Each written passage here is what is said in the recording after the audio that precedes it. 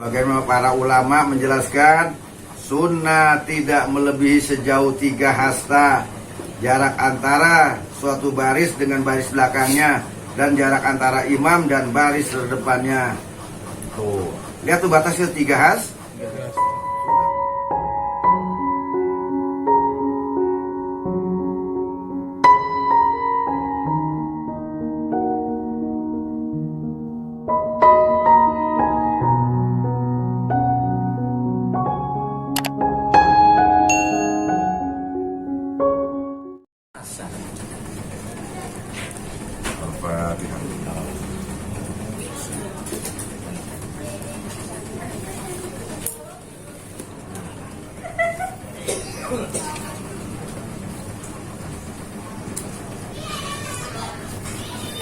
Al-Fatihah.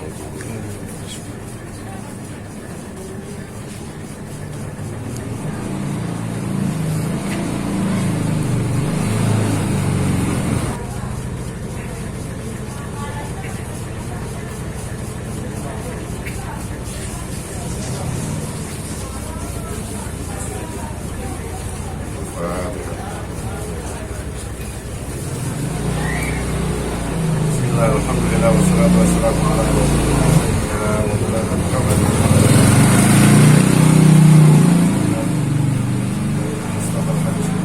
wa khairul hadi sayyidina Muhammad sallallahu alaihi wasallam wa sallallahu wa kullu muhdatsatin bid'ah wa kullu bid'atin dhalalah wa kullu dhalalatin finnar.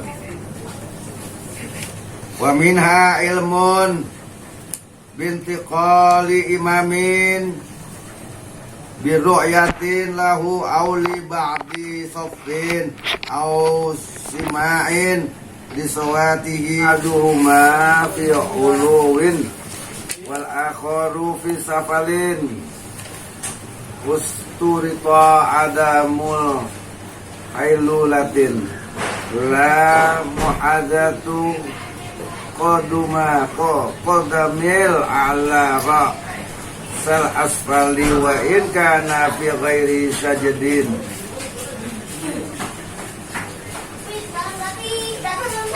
Alama dalla alaihi kalamur rawdatin wa asliha wal majmu'in khilafan li jam'in mutaakhirin wa yukrahur tifa'u ahadihima alal akhiri bila hajatin walau fil masjid.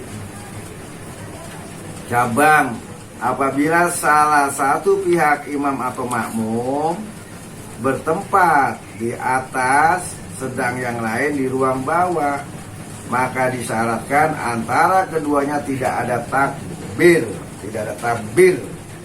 penghalang, ya. Had, maksudnya had, ada penghalangnya, nggak boleh.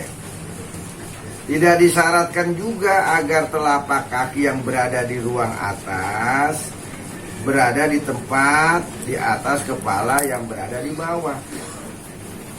Berarti itu, sekalipun mereka berada di luar masjid, menurut penjelasan Al-Rawdah dan Aslir Rawdah dan juga Al-Majmu'. Sementara segolongan ulama mutaakhirin dalam hal ini berpendapat lain. Jadi kan masjid sekarang kan tingkat, kakinya kan di bawah. Kelihatan itu di bawah. Ya, seolah-olah ninjek gitu. Paham? Ya. Tapi pendapat yang lain boleh. Karena kan masjid-masjid semua seperti itu, yang tingkat. Ya. Wa yukrahur tifa'u ahadihima alal akhiri bila hajatin walau fil masjid. Makruh salah satu pihak berada di tempat yang lebih tinggi, ya, dari pihak lainnya tanpa ada suatu kepentingan yang mengharuskannya, sekalipun jamaah itu diselenggarakan di masjid. Ini masjidnya di bawah, malamnya ada di bukit. Kan gitu di lapangan nih, ya, di daerah kan itu lapangannya luas karena tanahnya ada yang tinggi dan rendah, enggak, usahakan bersejajaran, ya, kalau bisa dikeruk ke tanahnya, jadi biar sejajar. Ini makruh, hukumnya berubah makruh, tidak membatalkan. Ya kan sekarang masjid-masjid sekarang kan semua pada bertingkat, ya, kaki mereka seolah-olah jadi ada di atas kepala orang lah, yang ada jamaah yang di bawah. Tuh. Ini terjadi khilafiyah, ya, boleh nggak? Tapi tadi menurut ya ulama, para segolongan mutakhirin dalam hal ini berbeda pendapat, nggak apa-apa, gitu ya. Wa minha, yang berikutnya kelima di antara syarat khutbah. Apa sih kuota tadi khutbah? Hah? Ulang. Ya, ayo. Apa sih khutbah tadi? Khutbah. Kan kita berada di tempat yang lebih depan. ialah adanya kesamaan di dalam melakukannya, meninggalkan sunnah-sunnah yang akan terjadi fuks, tidak serasi bila tanpa keserasian tersebut. Jadi harus serasi, harus sama, dan juga harus terdengar. Sekarang kan sudah zaman teknologi. Kalau dulu kan nggak ada teknologi, ya. Antara imam sama makmum, imam takbirnya nggak kedengeran, ya. Takbir fi'liyahnya kan. Kalau sekarang kan udah ada speaker, ya, imamnya tinggal ditaruh ini aja kan. Sami Allahu liman hamidah, kedengeran. Ada pengeras suaranya di atas kan. Karena itu sholat makmum menjadi batal bila terjadi perselisihan dengan sholat imamnya mengenai kesunahan di dalam sholat. Misalnya sujud tilawah yang dilakukan oleh imam, tetapi sang makmum tidak melakukannya dengan sengaja serta mengetahui bahwa yang seperti itu hukumnya haram. Atau tasyahud awal yang dilakukan oleh imam, tetapi makmum meninggalkan. Atau sebaliknya dengan sengaja lagi pula mengetahuinya. Sekalipun dalam waktu yang singkat makmum yang melakukan tasyahud awal, sedangkan imamnya tidak. Nah, bila mengejar kembali sholat sang imam, selagi dalam hal ini imam tidak melakukan duduk istirahat, demikianlah batal. Karena sang makmum ternyata telah berpaling dari mengikuti berjamaah, mengikuti imam, yang justru wajib baginya untuk melakukan kesunahannya saja. Apabila dengan adanya perselisihan itu tidak terjadi fuks, apa fuks? Fuks, jadi fuks, apa? Keselang-selingan itu rukun fuks itu. Maka tidak mengapa sunnah itu dilakukan. Misalnya makmum melakukan kunut, ya, tuh misalnya itu fuks tadi itu. Misalnya tadi itu. Ya, yang tidak dilakukan oleh imam, yang sekalipun demikian bisa mendapatkan imam dalam sujud pertama mereka. Jadi walaupun dia nggak ikut kunut, si makmum kunut, si imam enggak, tapi dia dapat apa? Jamaah pertama, rakaat pertama, tetap dapat pahala berjamaah. Sedangkan si imam nggak kunut. Ada kan yang nggak kunut? Ada. Kunut berbeda dengan tasyahud awal tuh. Kunut berbeda dengan sebab dalam melakukan tasyahud awal seperti contoh di atas tadi berarti sang makmum melakukan duduk yang justru imam tidak melakukannya. Sedangkan di dalam kunut seperti di atas, sang makmum hanya berarti memperpanjang sesuatu yang dilakukan imam. Maka tidak terjadi fuks, ketidakserasian. Jadi gimana itu melakukannya? Tasyahud awal tidak mengapa.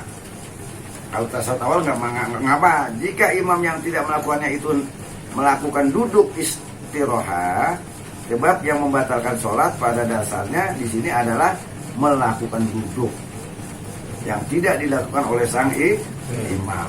Jelas tuh, ya. Jadi terjadi nggak ada keserasian. Ya, si imam duduk, dia nggak duduk. Kalau tidak duduk istirahat, makmum tidak boleh melakukan tasyahud awal. Tuh. Kalau tidak duduk istirahat, makmum tidak boleh melakukan tasyahud awal. Dan bagi makmum yang sengaja serta mengetahui hukumnya, tuh. Dan bagi makmum yang sengaja serta mengetahui hukumnya, hal ini dapat kalau tidak niat memisahkan diri dari apa memisahkan diri? Masbuk. Bukan masbuk. Munfarid. Dia memisahkan diri. Karena nggak ada keserasian. Jangan sampai sholatnya batal. Wa iza lam yakruhil ma'mumu minhu ma'a faragil imam jajalahu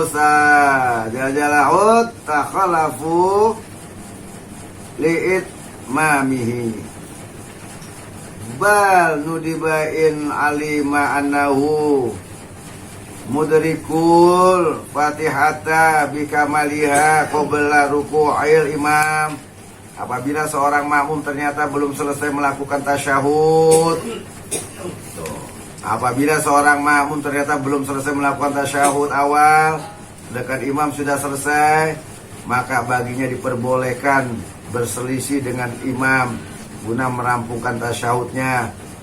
Bahkan sunnah jika ia yakin akan bisa menyempurnakan bacaan Fatihah sebelum sang imam ruku rakaat berikutnya. Jadi ketinggalan ya. Si makmum tadi tasyahudnya, baca tasyahud ya.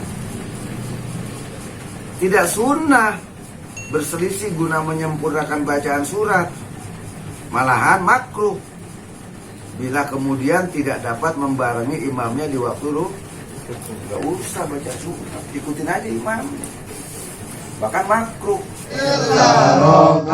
wal karama Syahadul Qadir Jailani Waliullah Bisyafaat Nabi Muhammad Bismillah wa ridha